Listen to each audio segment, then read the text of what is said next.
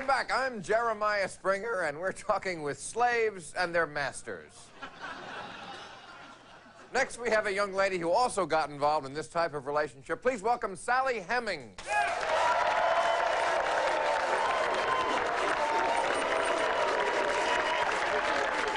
All right. Sally, thanks for coming on. Now, where did you meet your so-called master? At an auction. All right, and he was... The President of the United States. and you were... For sale. So you had that in common. Now, when did things start going sour for you? Well, see, at first he was really sweet. He said I had nice, strong teeth, and that I looked like a gal who could carry heavy objects without complaining. You know, he was a real charmer. I see. And then what happened? He started getting possessive. Ah, possessive. Right. Like how so? He bought me. Well, that is possessive. Now, now, to complicate matters, I understand there's a child involved. That's right. Thomas Jefferson is the father of my child, Luscious Jefferson. And he don't pay no child support, Jeremiah. Not a nickel. In fact, he is on the nickel. For a change, I'd like to whoop his ass.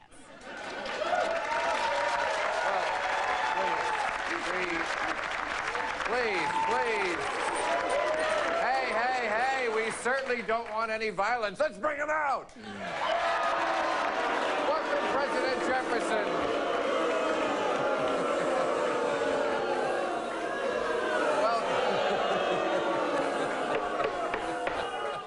All right, welcome to you, President Jefferson. President. Well, thanks, Jer. Call me Tom. Okay, Tom, now, do you know why you're here?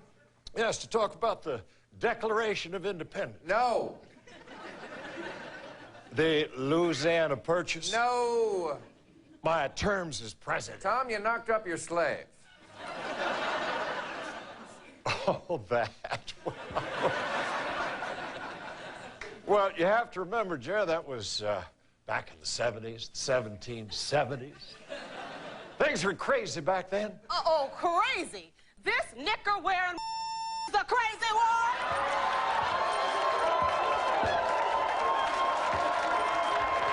Kitchell.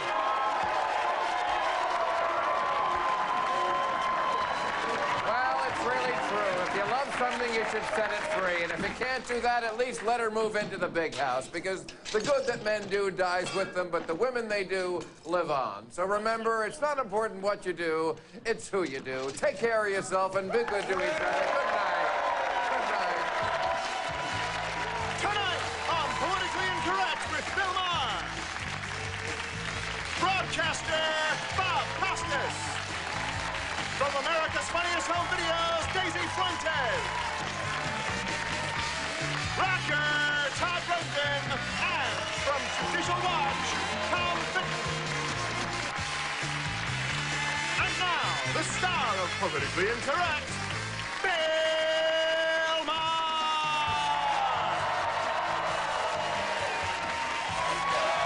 All right, thank you, folks. Let's meet our panel. He's a rock legend and the father of the interactive music CD. His website, now the website is www.tr-i.com. Todd Rundgren, ladies and gentlemen. Hello there, Mr. Rockstar. How are you? Hey, Bill. No, right over there. The president of Judicial Watch and editor of Opinion Inc., our buddy Tom Fitton is right over here. Tommy, how are you? Good to see you, as always.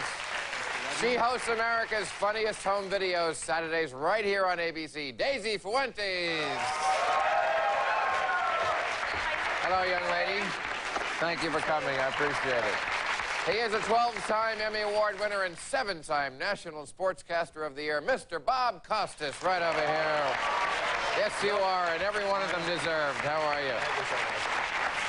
Okay. And when we have you here, I always like to talk sports, and luckily there was an article in the paper yesterday, not yesterday, last week. 1 out of 5 NFL players, they said, has been convicted of a serious crime. That is unbelievable. Ranging from homicide, which is 15 yards plus loss of down. Right. To drugs, the whole, and so there has been an outcry since then, people saying, hey, you know what? If you've been convicted of a crime, you can't play. I mean, that's what they want to get it down to now. And I'm just wondering whether you think that's right. Put the other 4 out of 5 in jail? Is that what you're saying? No, that if you're convicted of a serious crime, you can't play football. If you've been convicted of a crime and you can't play football, the league shrinks to about 8 teams. Yeah. Well, I would imagine. I think it's probably a good standard to have. We talk about public morality. The standards have been lowered, but this is private morality. And look, and businesses are making the decision. You know, felons can play. What does that say to children? You know, you can kill someone, and your NFL dreams are still there. It's a great country, isn't it? I don't think it's a great country. I'm not aware that any convicted murderers are starting at cornerback this weekend.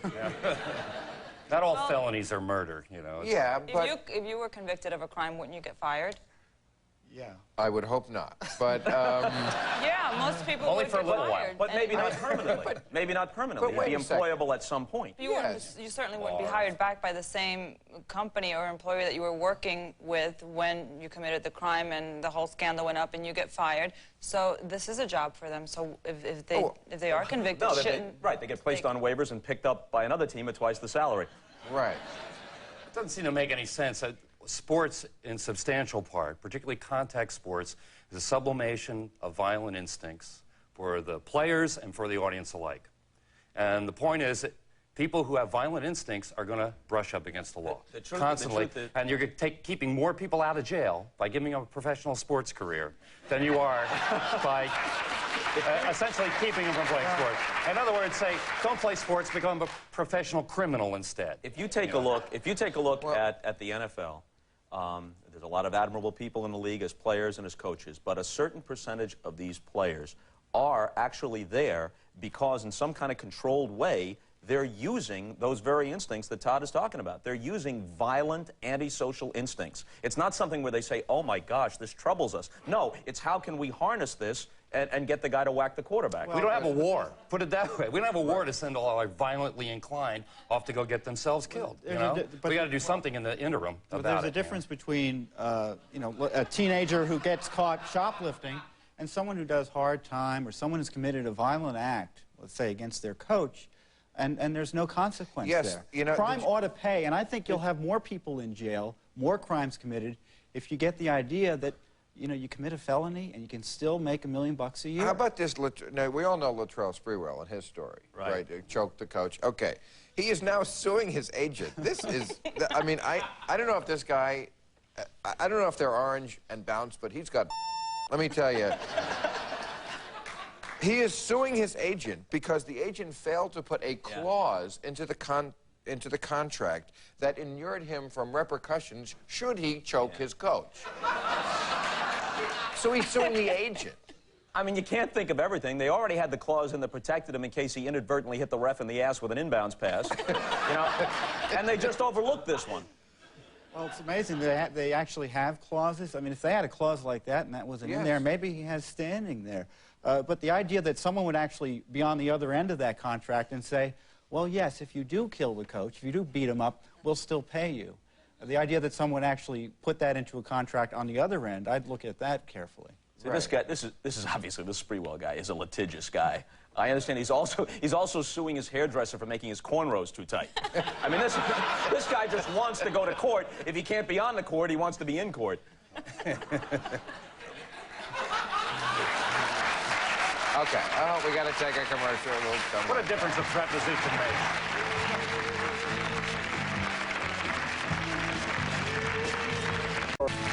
You're planning to be in the Los Angeles area and would like free tickets to Politically Incorrect, call 323-575-4321. All righty. Okay, let's talk about something else. One of the big stories in this election was the Bush brothers took over Texas and Florida. It sounds like a crappy Western, doesn't it? Bring me a shrubbery. Right, and first of all, it's amazing to me that these guys derive their charisma from being the sons of George Bush. But, okay. One says he gets his charisma from his mother, so. Yeah, well, there's another one. That's where George got it, wasn't it? Anyway, they both spoke Spanish, especially George Jr. in Texas, during the campaign. That was one of the main reasons they said that he won so big, got 40% of the Latino vote. And I saw him on the news speaking Spanish, and he's not the only one this time to go out and do that, to actually speak Spanish during the campaign. And I'm wondering whether you think this is appropriate or perhaps hypocritical on the part of certain candidates. Well, you'd have to speak Spanish in the new Cuba. You know, it's like if you're going to get elected in Florida, then you better consider the expatriate Cuban vote. You know, they're a seriously powerful voting bloc. Jeb Bush has a Hispanic wife. Yes. And the younger Bush speaks fluent Spanish. It's not like he's been briefed to fire off a few phrases. Yeah. So in both those cases, it's authentic. Yeah, I mean, Well, it's authentic that they can speak it. That doesn't mean it's authentic that it's right to do it. Well, if I were speaking Spanish, you'd probably look at me like, what are you talking about? But when I hear politicians speaking Spanish, it might be right in some circumstances, but you wonder, are they making promises we can't understand as a result? It's bad enough trying to hold them accountable for what they say in English, but if they're making promises under the cover to portions of the population that other portions they have can't... dictionaries now that do actually enable one to translate into the English. How do the Hispanic-speaking voters know that they're not doing the very same thing in English for decades and decades? Well, that's and then you bring it to Bill's point. Let's speak one language in the country in terms of public discourse. But that's... All right, being the only actual Hispanic here, I think I would like to say that it is very important for politicians to address the Latin community. I think we represent a large portion of this country. But in Spanish. Fine. That's fine. There are a lot of Latin communities, and if someone does speak Spanish, in the case of this Mr. Bush, his wife, I think, is Mexican, is she not? And he does have the culture. He understands it. I think it's fine. He does speak Spanish. He's not just learning one sentence and being patronizing by saying it. That, I think, is ridiculous. I would rather hear someone with an interpreter explain what the issues are, how he plans to address them, and what the problems are. But the Republicans, and Bush's in particular, have not been very liberal about immigration. It seems to be hypocritical pandering. Well, what's pandering? A lot of Hispanics want to cut back on immigration because they're American citizens and they see immigration hurting the country in ways that they don't want to happen. So it's very pro-Spanish being anti-immigration, in my view, pro-Hispanic. Well, this is not a racist society. This is a classist society.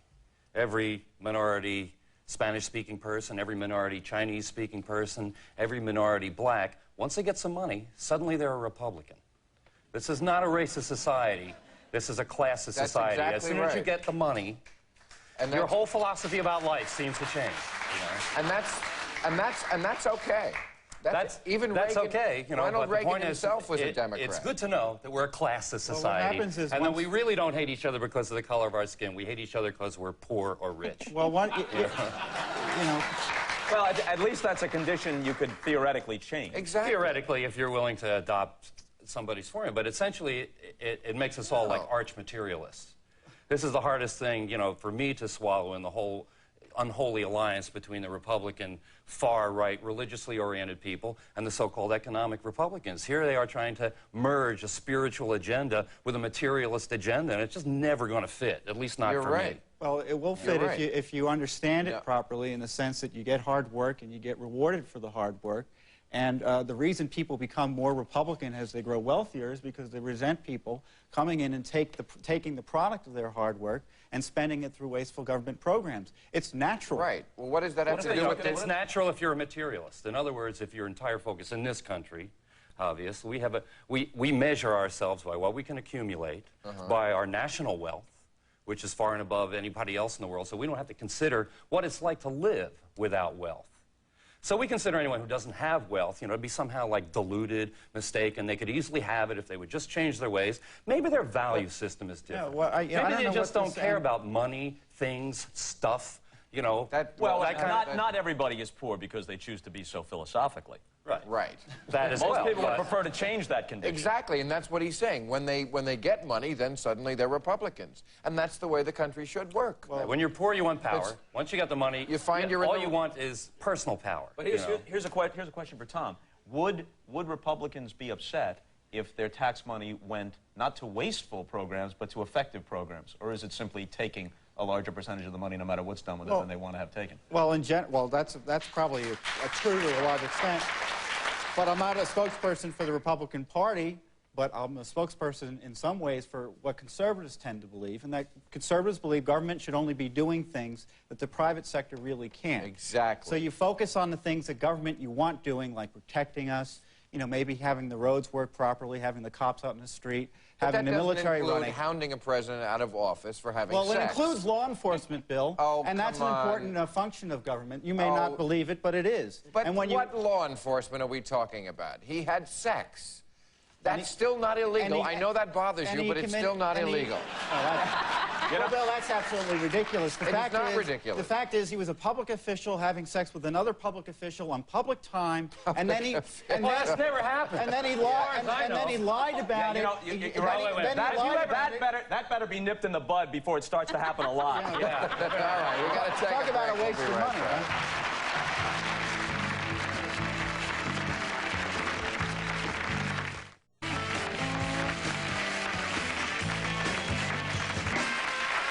Well, you know, I do try to avoid the president's sex life, but since we got on it, Tom, I can't help but throw this back at you because I know you're part of Judicial Watch.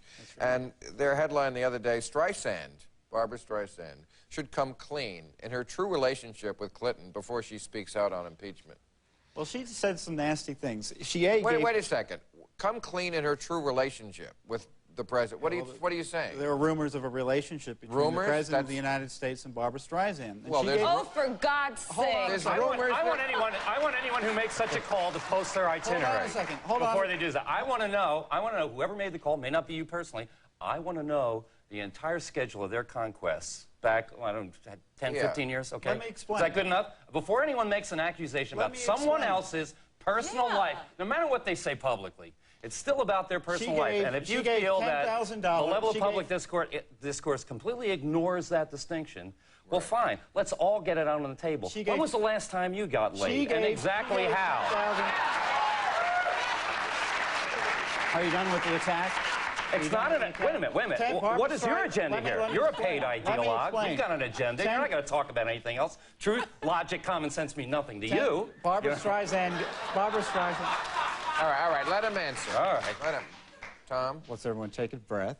Yeah. Barbara Streisand gave $10,000 to his legal defense fund, which is an illegal legal defense fund. People. And then she came out and said that anyone who wants to impeach the president, that the Republicans were involved in a coup. She said they are essentially involved in an armed insurrection against the government. So you look at this, you look at the connection, you look at the fact that maybe she's a witness in some of these cases, and she's coming out and spouting on the record, come clean. Do you have are you speaking out of principle, Barbara, or out of self-interest? That's the most ridiculous thing I've ever heard. I still want to know, when's the last time you got laid? I still want to know. I'm more interested in the last time you got laid than the last time Barbara got laid. I'm not interested in any of that. If she was here, I might be interested in her when she got laid. You know, first of all, there actually are people in this country who have not had sex with President Clinton who nonetheless believe that this is something of an attempted coup. A few. There are people who believe that based on their reading of the facts. That's outrageous.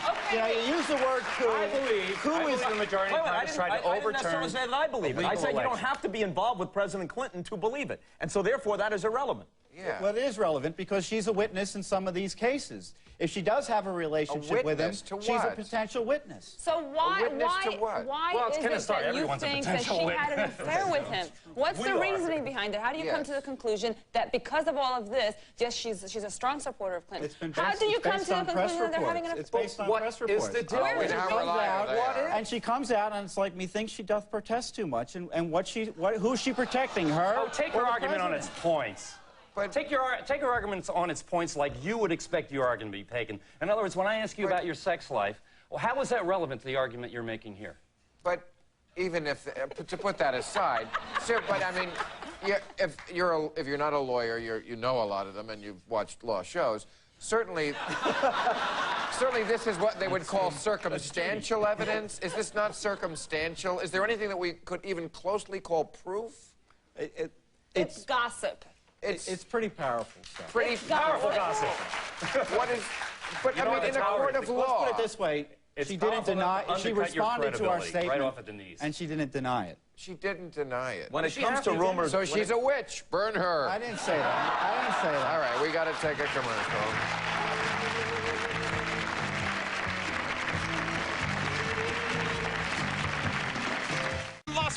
when our guests will be Jerry Lewis, Dixie Carter, Penn Jillette, and Mayor Jan Jones. All right, quickly, Lawrence Taylor, one of the greatest football players ever, caught again with crack. He says another coincidence. Eligible for the Hall of Fame. What do you think? Yes? No? He's one of the two greatest linebackers of all time, along with Dick Butkus. I think he should get into the Hall of Fame, but I hope he straightens his life out so they don't have to decide whether they sculpt his bust with or without a septum. Well, it's like Pete Rose, right? I mean, should Pete Rose?